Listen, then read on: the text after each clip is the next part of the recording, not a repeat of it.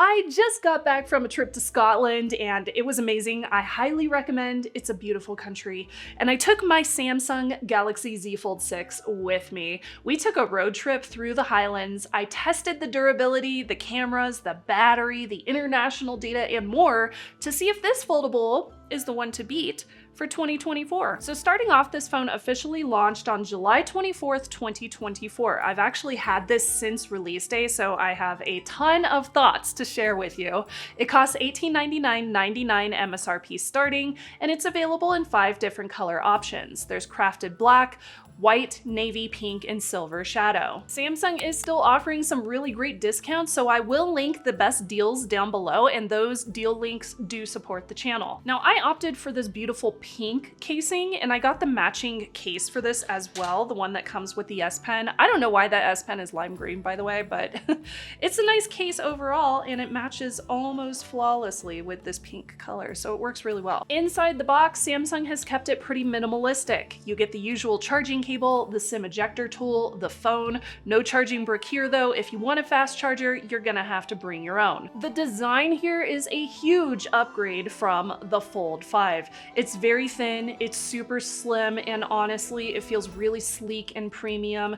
It is wider, as you can see from the previous one too. When folded up, you can see a noticeable difference in how wide the cover screen is. It is much easier to use now thanks to that upgraded size.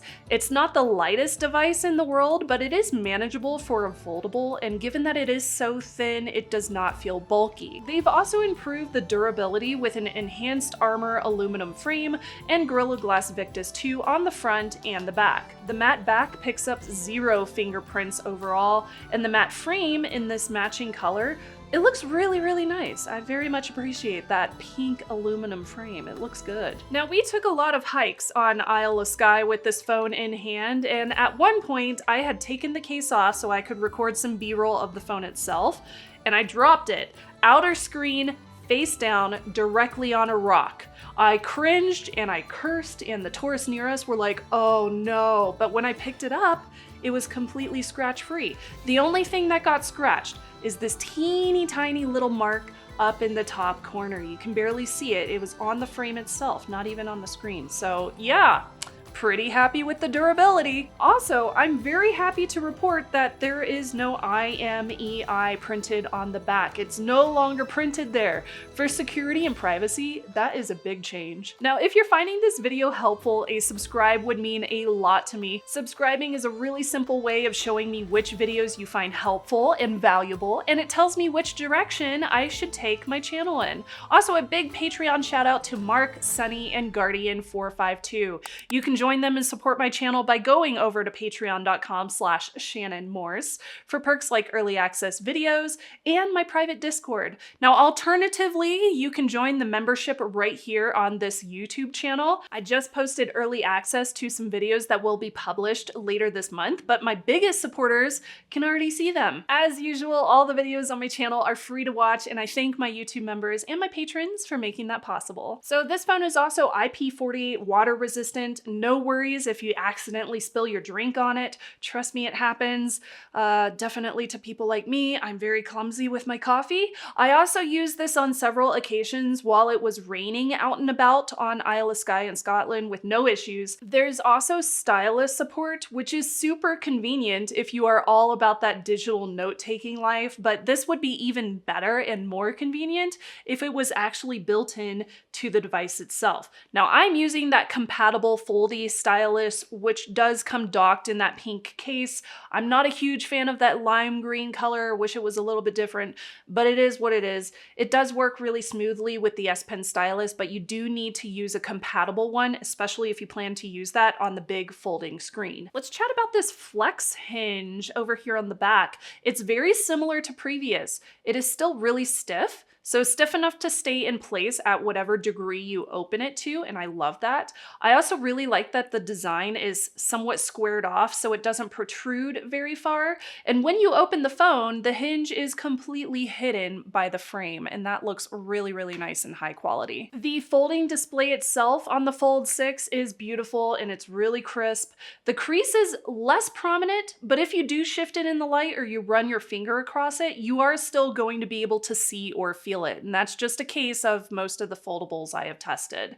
I was very happy with the brightness of this display, especially when I was trying to take photos on our hikes and it was sunny outside. It also is very vibrant and everything looks really aesthetically pleasing to view on this screen. The cover display is one of my favorite new changes to the Fold line. Since it is wider now, it's also much easier to use. And it's a very small change, but it definitely makes a difference. You can now feel a noticeable difference in how easy it is to type on it. If you are trying to do productivity tasks, you don't have to open the phone as often, which can also lead to better battery life. I also really appreciate that the outer display is bright and it also has that fast refresh rate. Now, as for the cameras, let's just get that potato under display camera kind of out of the way. Yes, it still stinks. You can see the specs on screen. If you're going to use a selfie camera, I would recommend using the one on the cover display.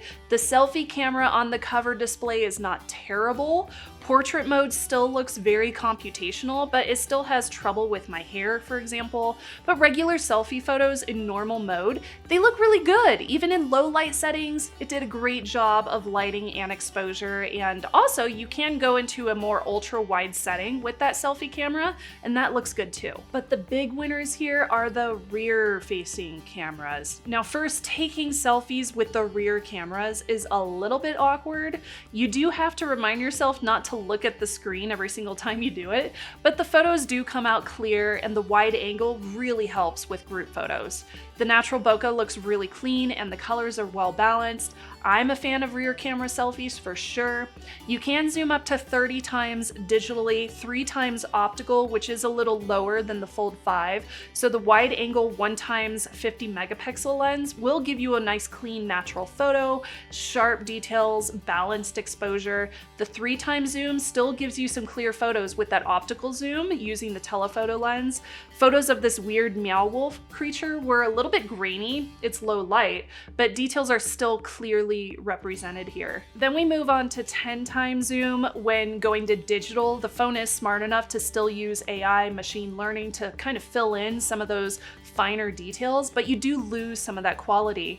And at 20x and 30x, I found myself not even really using those outside of testing because the photos get pretty grainy and blurry to the point where they're kind of unusable, in my personal opinion. I really like the ultra wide though, so this one was so impressive when we were out and about in Scotland. I got some incredibly beautiful high resolution photos that I could print out into gorgeous landscape photography. The saturation and the hues of these photos made them particularly beautiful. Even during sunset, you would think that this photo would be either blown out from the sun setting because it wasn't clearly behind those buildings yet, or the buildings would be way too dark because it would be trying to set that exposure incorrectly. But the Fold 6 did a quality job with HDR, balancing the exposure and giving me this really lovely photo to look at. I did notice that reds and oranges pop a lot more than in natural real life though, so that's a critique that I would keep in mind, and that's something that I have seen across a lot of Samsung devices. In low light settings, my pixel surpasses the photos of the Fold 6,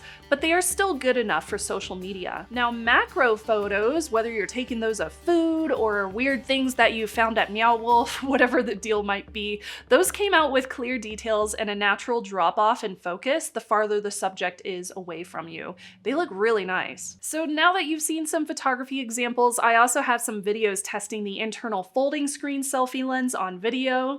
Okay, so this is the folding screen lens, and it is so grainy. You can tell from like a couple feet away it doesn't look good. Oh, it looks so gross. Yuck. But that's what most front-facing cameras look like. Look how bright it is too, and I had cleaned that screen too. Ugh.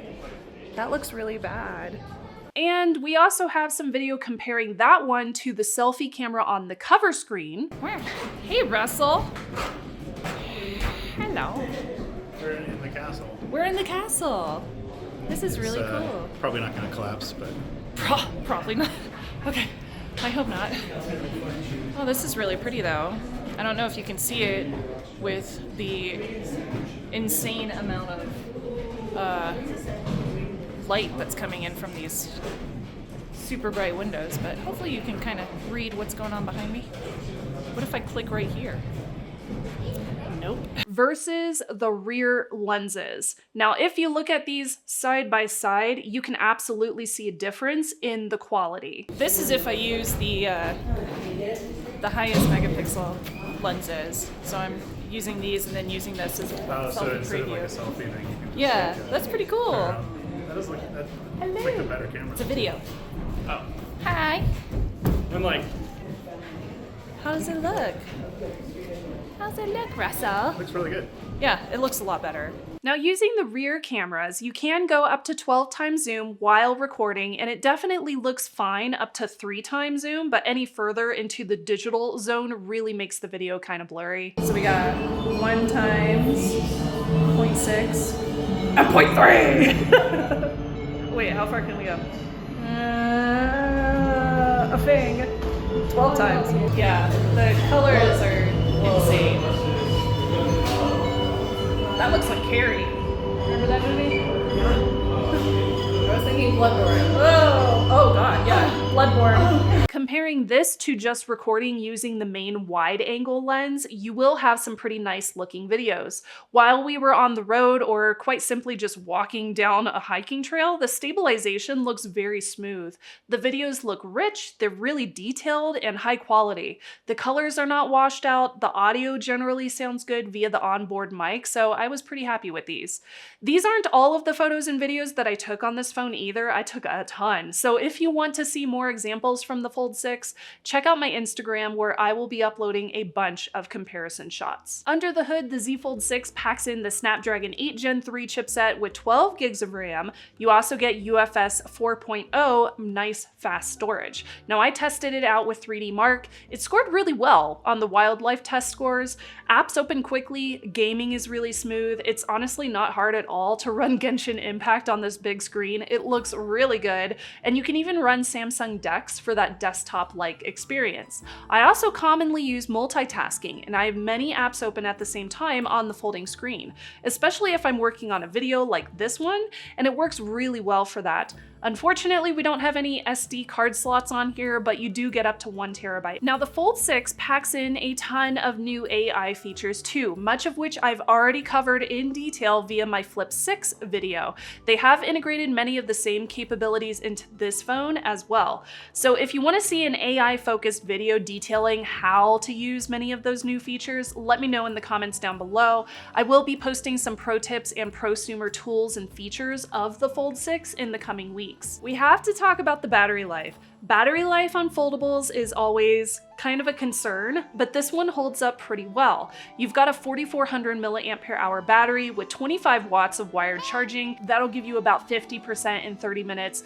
15 watts wireless charging is decent. And then you also have 4.5 watts for reverse wireless charging. So that can help you like juice up your new Galaxy Buds or your watch or whatever. In my testing, I got about 11 and a half hours of mixed usage. I kid you not.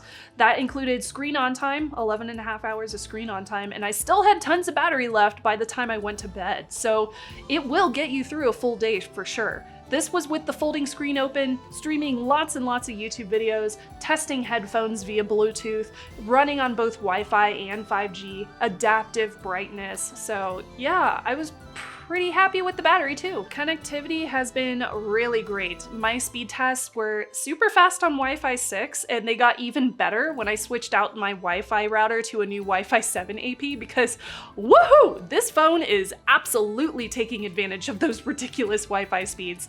I don't know if I can use those at the moment unless I'm uploading like really long 4K videos to YouTube, but that's a thing. I'm really happy about it. Also, it stayed connected well on my carrier around Scotland. Scotland, which helped a ton when we were driving up in the Highlands. And yes, I am the passenger in that car, in case anybody comments on that.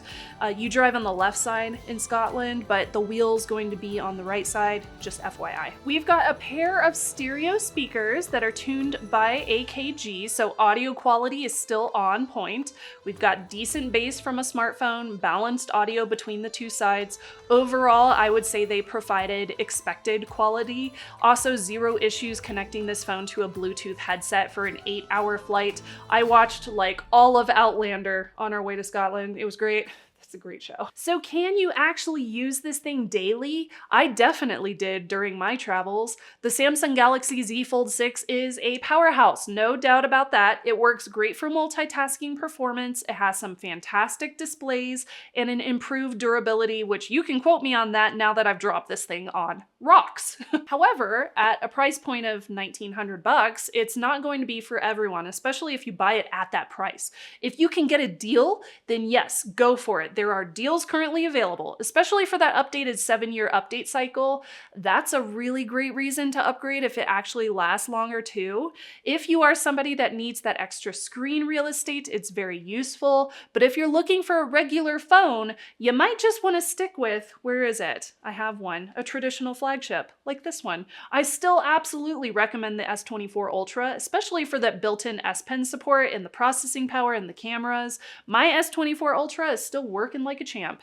And the Fold 6 is refined power. We just need more competitive pricing in the folding market. So let me know in the comments if you enjoyed this review, and do not forget to like and subscribe as usual. Shout out to my Patreon supporters because you're the real MVPs. You're the reason I'm able to make these kind of videos. This week I've got a big shout out to Tabase60850 who bought me a coffee. They said enjoy your coffee, and I love that you spelled coffee that way. Thank you so much for putting in the effort into reviewing and documenting. I appreciate the tip. Thank you so much, Tabase.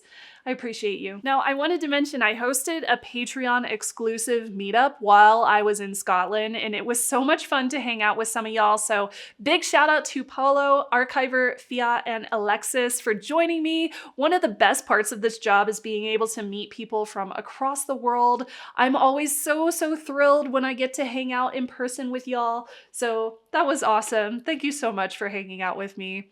Until we meet again, I'll see you next time. Bye, y'all.